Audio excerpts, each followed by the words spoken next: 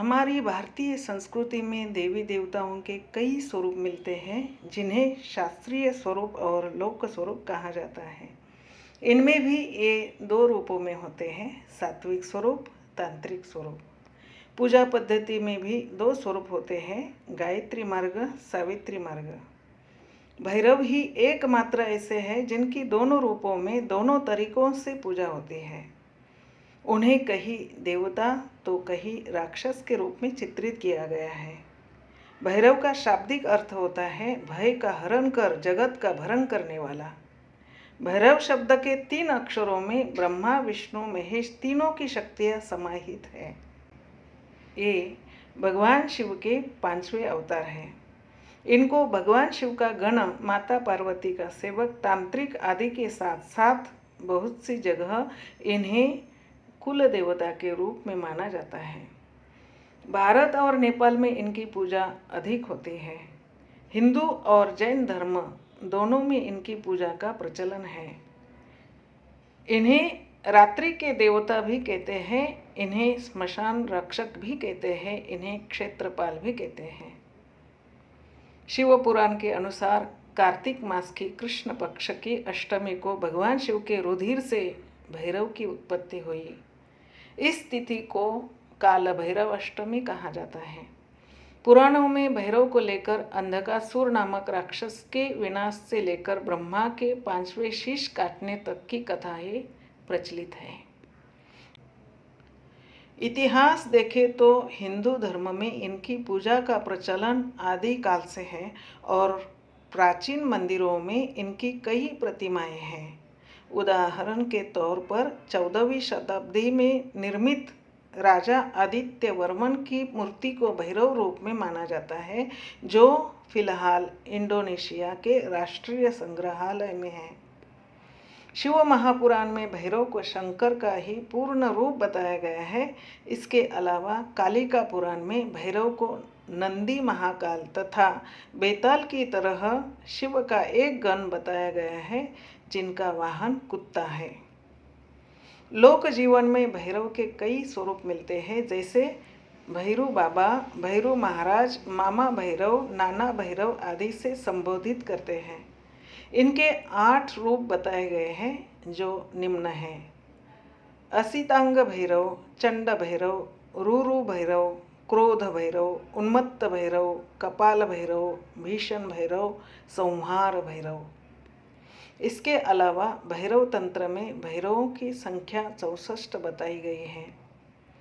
तांत्रिक ट्रेडिशन के अनुसार महादेव के रुधिर से भैरव की उत्पत्ति हुई।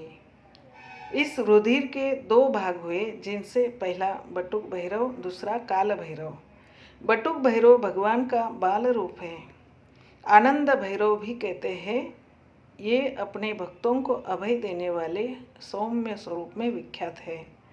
काल भैरव आपराधिक प्रवृत्तियों पर नियंत्रण करने वाले प्रचंड दंड नायक के रूप में प्रचलित हुए और ये शिव के रुद्र अवतार भी माने जाते हैं। भगवान शिव का साहसिक युवा रूप है जिनकी पूजा पूरे देश में होती है, बस इनके नाम अलग अलग होते हैं। हिंदुस्तानी शास्त्रीय संगीत में एक रागिनी का नाम तक भैरव रखा गया है। सात्विक स्वरूप में भैरव की प्रतिमा शांत भाव की रहती है। सिंदूर से मूर्ति का आलेपन रहता है, सर पर मुकुट और हाथ में दंड होता है।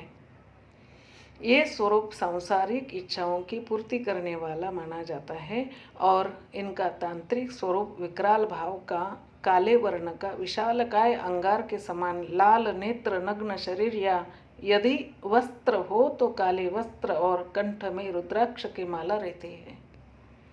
इस स्वरूप को मृत्यु भय से छुटकारा दिलाने वाला माना जाता है।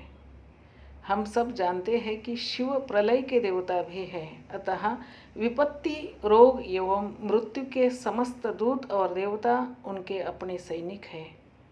दूसरे शब्दों में कहें तो विविध रोगों और आपत्तियों, विपत्तियों के वह अधिदेवता है। इनके प्राचीन निम्न मंदिर हैं: काशी में नगर कोतवाल का मंदिर, उज्जैन में काल भैरव का मंदिर, लखनऊ में बटुक भैरव का मंदिर आदि। कहते हैं काशी के भैरव मंदिर को तोड़ने के लिए मुगलों ने जब कदम बढ़ाए मंदिर परिसर में तो कुत्तों ने आक्रमण कर दिया था। तब से ये मंदिर विख्यात है। ज़्यादातर शक्तिपीठों और उपशक्तिपीठों के निकट भैरव मंदिर रहता है, क्योंकि जहाँ जहाँ देवी सती के अंग गिरे थे उनकी रक्षा के लिए भैरव के रूप में शिव वहाँ खड़े थे। यहाँ तक कि 64 योगिनी, जो कि आदिशक्ति का रूप मानी जाती है, उनके बीच भी सदा शिव भैरव रूप में रहते हैं। जब भी देवी माँ की पूजा की जाती है, भैरव की पूजा अर्चना के बिना पूजा अधूरी मानी जाती है। जिस तरह से श्री राम के लिए हनुमान है, बिल्कुल उसी तरह से भगवान शिव और माता रानी के लिए भैरव है, एक रक्षक के रूप में, साथी सेवक के रूप में। जैसे हनुमान जी के बिना श्री राम की पूजा अधूरी है, उसी तरीके से भैरव के बिना शिव और समस्त देवियों की उपासना अधूरी है। ओम काल भैरवाय नमः। ओम भयहरणञ्च भैरवः। ओम ह्रीं बटुकाय आपदुद्धराणाय कुरु कुरु बटुकाय ह्रीं। ओम हौं शं नं गं कौं सौं खं महाकाल भैरवाय नमः। ओम भ्रां काल भैरवाय फट्। हर हर महादेव। नमामि शंकर।